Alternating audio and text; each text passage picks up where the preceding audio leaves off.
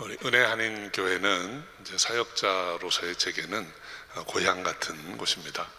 주의 종으로 부르심을 받고 1995년에 신학 훈련을 위해서 LA에 왔고 또 이곳에서 또 은혜 많이 받고 사역자로서의 길을 시작한 곳이기 때문입니다. 저는 2001년 여름에 이제 사우스베이 지역에 갈릴리 은혜교회를 개척해서 18년을 섬기다가 2018년으로 사역을 마치고 금년 1월에 GMI 선교사 훈련원을 섬기게 되었습니다. 선교사 훈련원 원장으로 섬기면서 지난 3개월 동안 우리 은혜 한인 교회를 자주 방문해서 우리 그룹들 여러 식구들과 만나고 은혜 시간을 많이 나눴습니다. 정말 따뜻하고 감사한 시간을 많이 보냈는데 이 자리를 빌어서 우리 한경 목사님, 또 우리 장로님들, 또 우리 교육자들, 또 우리 그룹 식구들에게 감사의 인사를 드립니다. 저는 오늘 여러분과 함께 예수님 이야기를 나눠보려고 합니다. 오늘 본문 중에 요절을 다시 한번 읽어보겠습니다. 너는 내 사랑하는 아들이라 내가 너를 기뻐하노라. 우리 길지 않은데 한번 암송하시면 좋을 것 같습니다. 너는 내 사랑하는 아들이라 내가 너를 기뻐하노라. 외우신 말씀으로 옆에 있는 분에게 한번 들려주시면 좋겠습니다. 너는 내 사랑하는 아들이라 내가 너를 기뻐하노라. 먼저 생각해 보아야 할 것은 이 오늘 본문은 예수님께서 아버지 하나님께로부터 들은 몇 안 되는 말씀 중에 하나라는 것입니다. 예수님은 대체로 말씀하시는 분입니다. 예수님은 많은 말씀을 우리에게 주셨습니다. 그런데 그 예수님께서 아버지께로부터 들었던 귀한 말씀이 몇 번 있어요. 그 중에 하나가 오늘 본문입니다. 그렇기 때문에 이것은 대단히 중요한 말씀입니다. 예수님께서 공생애를 시작하실 때 처음 들으셨던 말씀입니다. 어쩌면 하나님께서 예수님의 눈을 똑바로 들여다보시면서 너는 내 사랑하는 아들이라 내가 너를 기뻐하노라 이렇게 말씀하셨을 것으로 생각합니다. 예수님은 이 말씀을 통해서 자신에 대한 분명한 이해가 있었습니다. 하나님의 사랑하시는 아들, 하나님이 기뻐하시는 자. 우리 사랑하는 성도 여러분, 우리 인생의 대부분의 문제는 내가 누구인가에 대한 분명한 이해가 없어서 생기는 것이 아닐까 합니다. 좀 복잡한 말로 하면 정체성의 혼란입니다. 내가 누구인가 하는 것이 분명하지 않으면 우리는 많은 문제에 부딪히게 되어 있습니다. 인생이 무엇입니까? 우리가 어릴 때 학교에서 또는 세상에서 들은 이야기들은 우리가 유인원으로부터 진화한 동물 혹은 영장류라는 것입니다. 본능을 따라서 싸워 이기고 살아남은 자. 그래서 우리는 생존 경쟁 또는 적자 생존 이런 말에 익숙합니다. 그러나 우리가 우리 인생을 그렇게 이해하고 살아간다면 우리 인생의 본질적인 가치가 무엇인지도 알 수가 없고 우리가 어디에서 와서 어디로 가고 왜 사는지 그 이유가 불분명해지는 것이죠. 그래서 인생의 고난이 닥쳐오고 또는 절망적인 상황이 되면 스스로 목숨을 끊기도 하는 것입니다. 그런데 성경은 우리가 하나님의 형상과 모양을 따라 지음받은 존재라고 합니다. 성경은 여러 번에 걸쳐서 하나님이 우리를 사랑하신다고 합니다. 하나님은 우리를 존귀하게 여긴다고 말씀합니다. 선지자 이사야는 우리를 향하신 하나님의 뜻을 이렇게 기록합니다. 내가 너를 지명하여 불렀나니 너는 내 것이라. 내가 너를 보배롭고 존귀하게 여기노라. 보배롭고 존귀한 자, 하나님이 우리를 사랑하신다고 하는 사실을 늘 기억하시기 바랍니다. 오늘 본문은 두 개의 문장으로 되어 있습니다. 하나는 너는 내 사랑하는 아들이라. 그리고 두 번째는 내가 너를 기뻐하노라입니다. 이 두 가지는 우리의 삶에 있어서 정말 중요한 개념입니다. 차례로 살펴보겠습니다. 먼저 너는 내 사랑하는 아들이라 했습니다. 이 말씀은 예수가 누구신가에 대한 아주 결정적인 선언의 말씀이에요. 하나님의 사랑하시는 아들, 이것이 예수님의 첫째가는 정체성입니다. 그런데 마태복음에는 이 말씀이 조금 다르게 기록되어 있습니다. 오늘 우리가 함께 읽은 본문은 마가복음 1장 11절입니다. 마태복음 3장 17절 제가 읽어드립니다. 하늘로서 소리가 있어 말씀하시되 이는 내 사랑하는 아들이요 내 기뻐하는 자라 하시니라. 오늘의 본문인 마가복음의 내용과 어떻게 다릅니까? 마가복음은 하나님이 예수님을 향해서 하신 말씀이에요. 너는 내 사랑하는 아들이라 내가 너를 기뻐하노라. 근데 마태복음은 마치 한 손으로 예수님을 잡고 나란히 서서 세상을 향해서 하신 말씀처럼 들립니다. 이는 내 사랑하는 아들이라 내가 저를 기뻐하노라. 세상을 향해서 예수가 하나님의 아들이시다 라는 것을 선포하시고 이제 이 예수가 세상을 향해서 놀라운 일을 할 것을 말씀하시는 것과 같습니다. 우리 사랑하는 성도 여러분, 우리가 아무개 아들 또는 아무개 딸이라는 것을 우리가 증명할 수 있나요? 다시 질문 드리면 여러분의 어머니가 여러분의 어머니라는 사실을 여러분이 증명할 수 있겠습니까? 여러분은 보았어도 기억이 안 나고 또 출생증명서를 가지고 있어도 그것이 진짜라는 증거도 없습니다. 여러분이 여러분의 어머니의 자녀라는 사실을 누구보다 확실하게 증거할 수 있는 분은 어머니밖에 없어요. 내가 낳았다. 내가 너를 낳았다. 그 너는 내 아들이라. 너는 내 딸이라. 지금 하나님께서 예수 그리스도를 내 아들이다. 이는 내 아들이다. 내가 기뻐하는 자다. 라고 세상을 향해 선포하고 계신 것입니다. 그래서 예수님은 하나님의 말씀을 듣고 믿고 자신이 누구인지를 분명히 알고 있었습니다.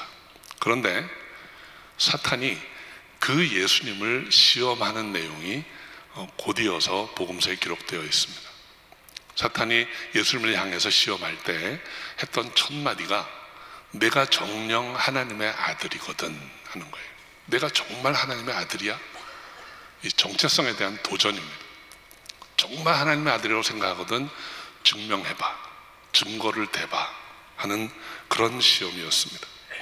예수님은 말씀을 의지해서 믿음으로 이 시험을 이겨내셨습니다. 이 믿음이 없으면, 하나님의 말씀에 대한 신뢰가 사라지면 우리는 시험에 들게 됩니다. 그래서 돌로 떡을 만들어 보려고 하고 높은 곳에서 뛰어내려 보려고 하고 권세를 얻기 위해서 영혼을 파는 일도 서슴지 않게 되는 것입니다.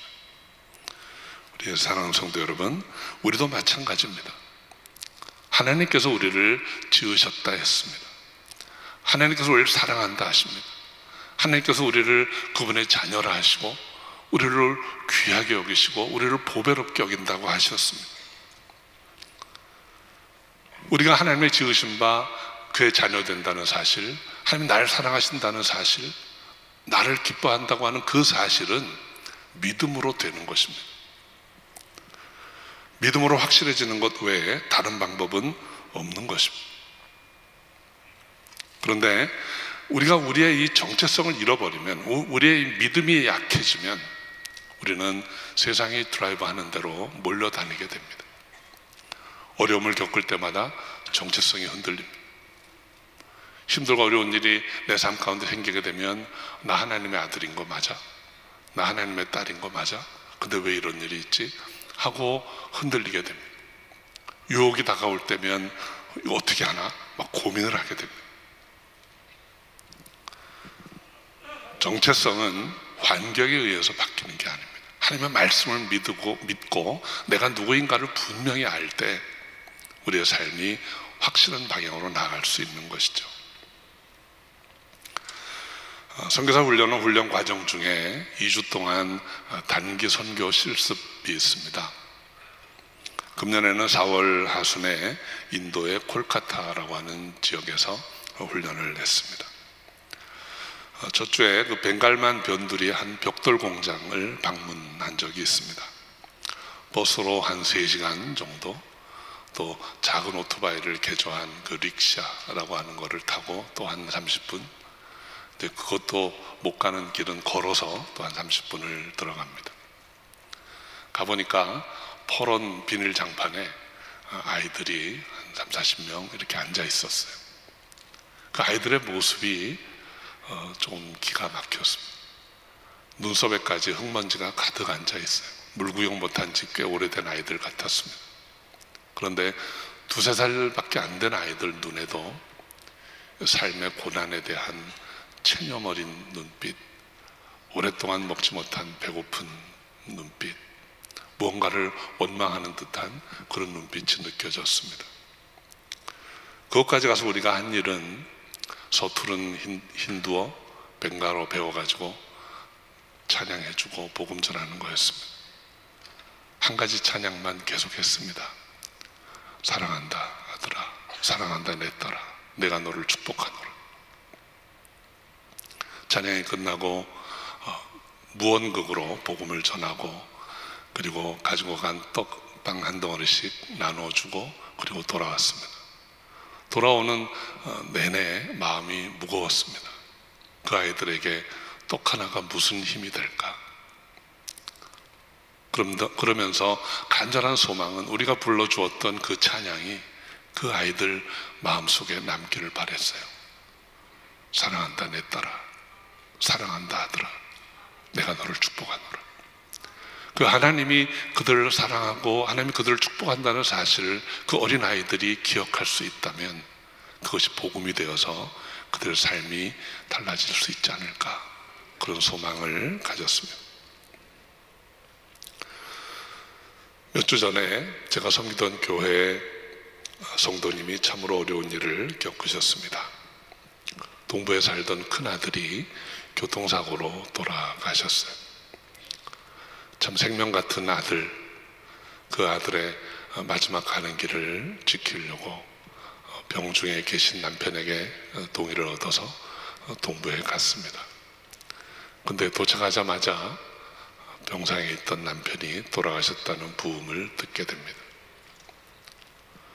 돌아오셔서 전화를 하셨는데 전화기를 들고 아무 말씀도 안 하세요. 저는 번호를 보니까 그분인 줄은 아는데 권사님 이렇게 불러도 답이 없으세요. 아마도 무슨 말을 해야 할지 본인도 잘 몰랐던 것 같아요. 장례 예배에 참석해서 무슨 말씀을 해드려야 하나, 제가 드렸던 말씀은 하나밖에 없었습니다. 사랑한다 내 딸아, 너는 내 사랑하는 딸이라, 내가 너를 기뻐하노라.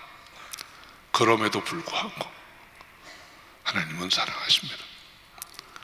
그런 모든 상황 가운데서도 하나님은 사랑하십니다. 어려움 가운데 있는 분이 계십니까? 그 어려운 순간순간에도 기억하시기 바랍니다. 너는 내 사랑하는 아들이라, 너는 내 사랑하는 딸이라, 내가 너를 기뻐하노라. 이것이 저와 여러분의 정체성입니다. 어떤 고난에도 하나님을 바라볼 수 있으려면, 어떠한 유혹도 이겨내고 꿋꿋이 우리 믿음의 길을 가려면 우리의 정체성이 분명해야 합니다. 여러분이 늘 들을 수 있는 정도로 이 말씀을 해보시고 기억해 보시기 바라요. 너는 내 사랑하는 아들이라, 너는 내 사랑하는 딸이라, 내가 너를 기뻐하노라. 두 번째로 내가 너를 기뻐하노라 하신 말씀을 살펴봅니다. 하나님의 기쁨이라는 주제입니다. 우리 사랑하는 성도 여러분, 성경에 나오는 기쁨이란 단어는 그 의미가 단순하게 좋다 혹은 행복하다 그런 뜻은 아닙니다. 우리는 맛있는 음식을 대해도 행복합니다. 자녀가 바라던 명문대학에 입학 통지를 받으면 행복합니다. 사업이 잘 되면 행복합니다. 사역이 잘 되면 행복합니다. 열매가 좋을 때 우리는 행복합니다. 그런데 성경이 말하는 기쁨이라고 하는 것은 조금 다른 의미가 있습니다. 데살로니가 전서 5장 16절에 보면 항상 기뻐하라 그랬어요. 항상 기뻐하라. 어떻게 우리가 항상 기뻐할 수 있을까요? 우리가 환경을 돌아보면 항상 기뻐할 수 있는 환경은 아니에요. 어떨 때는 실망스럽기도 하고 심할 때는 원망스럽기도 하고, 그럼에도 불구하고 항상 기뻐하라는 말씀을 주신 이유는 뭘까요? 그 의미는 하나님 주신 기쁨을 놓치지 말라는 것입니다. 우리가 하나님을 만나고 하나님께로부터 느꼈던, 하나님 나를 기뻐하시고 내가 하나님을 기뻐하는 그 기쁨은 상황이 변해도, 환경이 달라져도, 아무리 모질고 어려운 상황 가운데 있어도 잃어버리지 않을 수 있다는 거예요. 하나님은 그 말씀을 하는 것입니다. 항상 기뻐하라. 그 기쁨은 바로 우리의 존재 자체에 대한 기쁨이에요. 이 기쁨을 알지 못하면 가짜를 쫓게 됩니다. 이 기쁨을 알지 못하면 우리는 쾌락을 쫓게 되는 것입니다. 죄악된 길을 가게 됩니다. 마약으로, 성적인 타락으로, 돈으로 쾌락을 사려 하고, 세상에서 인정받으려고 수단 방법을 가리지 않고 올라갑니다. 심지어 주회를 한다고 하면서도 성공을 위해 여러 방법을 써보는 것입니다. 그러나 이런 모든 것들은 우리에게 기쁨을 주는 게 아닙니다. 이런 것들은 우리 마음에 평안을 주지도 못합니다. 하나님은 우리를 보고 기뻐하세요. 우리가 무엇을 잘해서가 아닙니다. 우리가 뭘 많이 드려서도 아닙니다. 우리가 우리임을 인해서 기뻐하시는 거예요. 우리가 그분의 손으로 빚어진 작품이기 때문에, 그분이 낳으시고 기르셨기 때문에 우리를 기뻐하시는 것입니다. 그리고 그렇게 기뻐하시는 하나님을 만나게 되면 우리는 하나님을 기뻐하게 됩니다.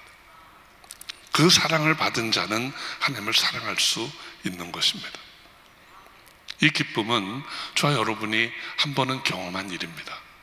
여러분, 하나님을 처음 만났을 때 얼마나 기뻤습니까? 이유를 알 수 없는 눈물을 흘리고, 그것 때문에 세상 그 어떤 것도 부럽지 않고 두렵지 않았던 때가 있지 않았습니까? 그 기쁨을 말하는 것입니다. 세례 요한은 예수님이 세상 죄를 지고 가는 하나님의 어린 양이라고 선포했어요. 세례 요한이 그 말씀의 진정한 의미를 알았는지는 모르겠습니다. 그런데 세례 요한이 그 말을 할 때 하나님이 듣고 계셨습니다. 하나님은 세례 요한이 했던 그 말의 의미가 무엇인지 분명히 알고 계셨습니다. 세상 죄를 지고 가는 일은 십자가 없이는 안 되는 일입니다. 하나님은 이제 그 예수님이 십자가를 지셔야 할 것을 알고 계셨어요. 세례 요한이 저는 이는 세상 죄를 지고 가는 하나님의 어린 양이라, 그 말이 끝나고 얼마 지나지 않아서 하나님이 말씀한 것입니다. 이는 내 사랑하는 아들이라, 내가 저를 기뻐하노라. 내 사랑하는 아들이, 내가 기뻐하는 저가 이제 세상 죄를 지고 갈 것이다. 예수님은 이 말씀의 의미를 아셨을까요? 알고 계셨습니다. 제자들에게 여러 번에 걸쳐서 내가 고난을 받아야 하리라, 내가 죽어야 하고 그리고 사흘 만에 살아날 것이다. 요단 강가에서 있었던 하나님의 그 말씀은 예수님이 그 일을 위해서 이 땅에 오신 분이라는 것을 공표하신 말씀입니다. 먼저는 세례 요한의 입을 통해서, 그리고 하나님께서 확인해 주신 것입니다. 그래서 이는 내 사랑하는 아들이라, 내가 저를 기뻐하노라 라는 이 말씀은 사명과 연결이 되어 있는 말씀이에요. 우리 사랑하는 성도 여러분, 누가 하나님의 일을 할 수 있을까요? 능력 있는 자가 하는 것 아닙니다. 실력 있는 자가 할 수 있는 일이 아니에요. 많이 가진 자가 하는 것도 아니고 권세 있는 자가 하는 것도 아닙니다. 하나님이 사랑하시는 자가 합니다. 하나님을 사랑하는 자가 합니다. 하나님이 기뻐하시는 자가 하는 것이고 하나님을 기뻐하는 자가 하는 것입니다. 예수님은 십자가를 지는 사명을 감당하셨습니다. 그 일은 참으로 감당하기 어려운 일이었어요. 여러분, 겟세마네의 기도가 성경에 기록되어 있습니다. 예수께서 이렇게 기도하셨습니다. 아버지여, 하실만 하거든 이 잔을 내게서 지나가게 하소서. 이 기도를 3번이나 하셨는데 히브리서의 기록을 보면 땀에 피가 배어 나오도록 간절히 기도했다고 했습니다. 그리고 모두가 아시는 것처럼 아버지의 원대로 되기를 원하나이다 하고 주님은 십자가를 지셨습니다. 저는 겟세마네에서 주님의 기도하시던 그 시간에 어떤 일이 있었을까를 오랜 동안 묵상해 보았습니다. 하나님께서 독생자 예수께서 하실만 하거든 이 잔을 내게서 지나가게 하옵소서. 정말 힘듭니다. 못하겠습니다. 독생자 예수께서 말씀하실 때 사랑하시는 아버지께서 뭐라고 답하셨을까요? 미안하다 아들아 이렇게 하셨을까요? 힘들지만 내가 힘을 주마 이렇게 말씀하셨을까요? 마태복음에는 하나님께서 예수님께 혹은 예수님에 관해서 친히 하신 말씀이 2번 기록되어 있는데, 하나는 요단강가에서 하신 오늘 본문의 말씀이고 또 하나는 변화산에서 하신 말씀입니다. 내용은 똑같습니다. 하나님은 언제나 예수님께 한 가지밖에 말씀 안 하셨어요. 이는 내 사랑하는 아들이라 내가 저를 기뻐하노라. 어쩌면 그 마지막 절대절명의 순간에 예수님이 땀에 피가 나오도록 하실만 하거든 이 잔을 좀 옮겨주세요. 절규할 때 하나님 하신 말씀도 같은 말씀이 아니었을까 합니다. 너는 내 사랑하는 아들이라 내가 너를 기뻐하노라. 저는 그 마지막 순간에 묵상하다가 이런 상상을 해보았습니다. 성경에 나와 있는 말은 아닙니다. 하나님이 이렇게 말씀하지 않으셨을까 상상해 보았어요. 나는 네가 십자가를 지면 좋겠어.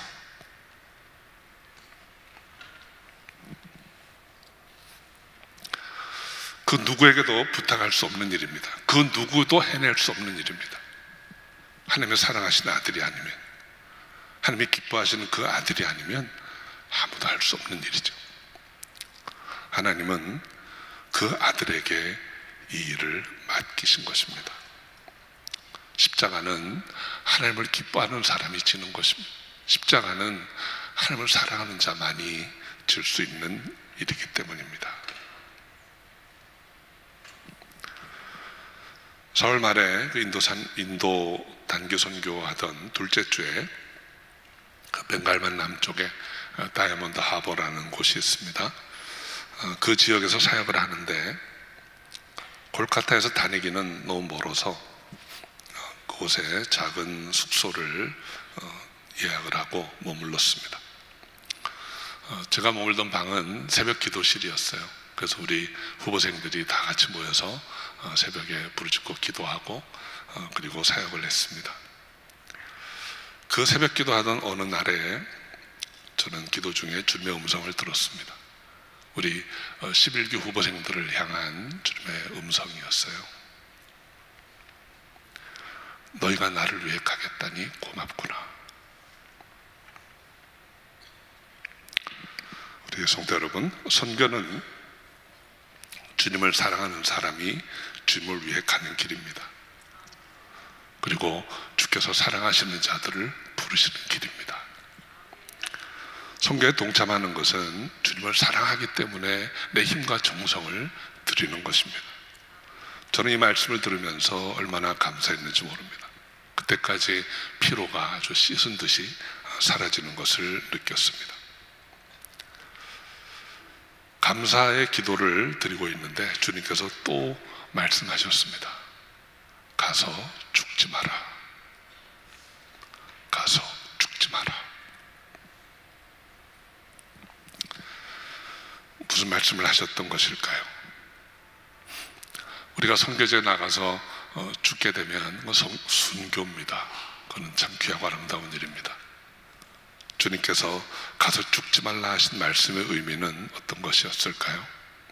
그것은 우리 영원히 죽는 것입니다.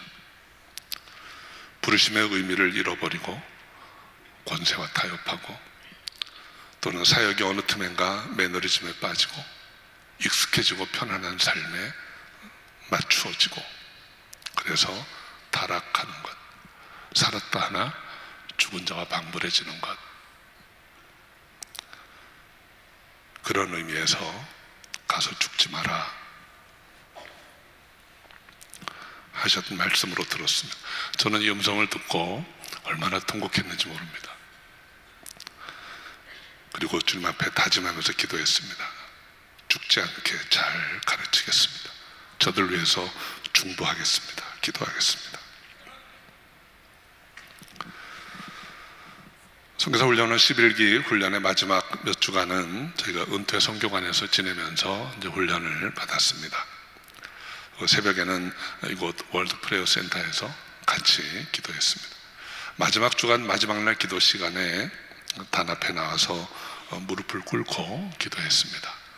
11기 훈련을 무사히 잘 마치고 은혜 가운데 9가정을 다 이렇게 잘 파송할 수 있게 되어서 얼마나 감사했는지 모릅니다.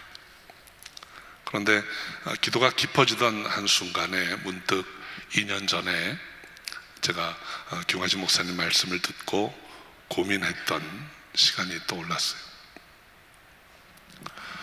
이제 훈련원 사역을 원하시는데 그러면 이제까지 섬기던 교회는 어떻게 하나? 누가 나 대신 새벽마다 이렇게 무릎 꿇고 기도해 줄까? 이제 익숙해진 이 사역을 놓고 미제 사역으로 나아가야 하는데 어떻게 하나? 이 망설임과 저항이 좀 심한 그런 기도를 했던 때였습니다. 결론은 위임권이신 목사님 말씀에 순종했기 때문에 금년 1월에 개척해서 18년간 섬기던 교회를 떠났었습니다.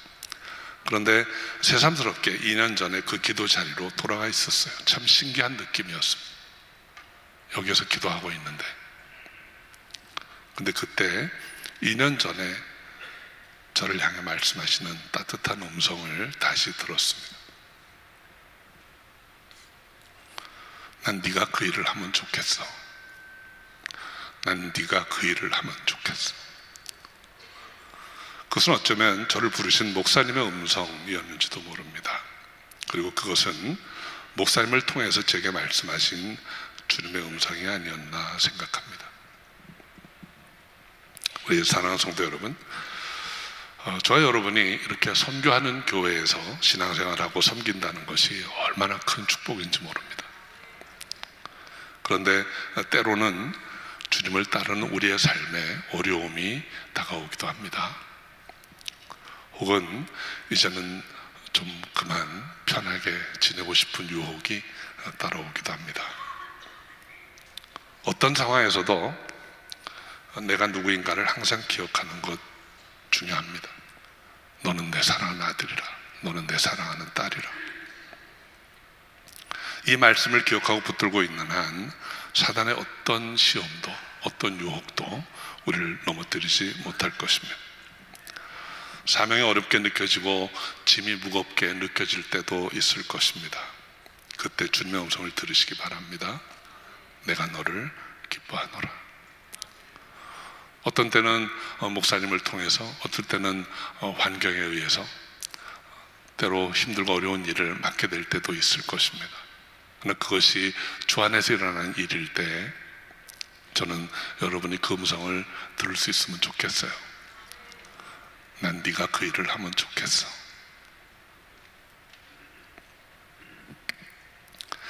주님의 그 음성을 듣고 묵묵히 주님을 따르면서 그날에 잘했다, 충성된 종아, 칭찬 들을 수 있는 저 여러분 되시기 바랍니다. 그리고 언젠가 그날이 오면 주님의 얼굴을 대면해서 주님께서 친히 하시는 말씀 들을 수 있기를 바라요. 너는 내 사랑하는 아들이라.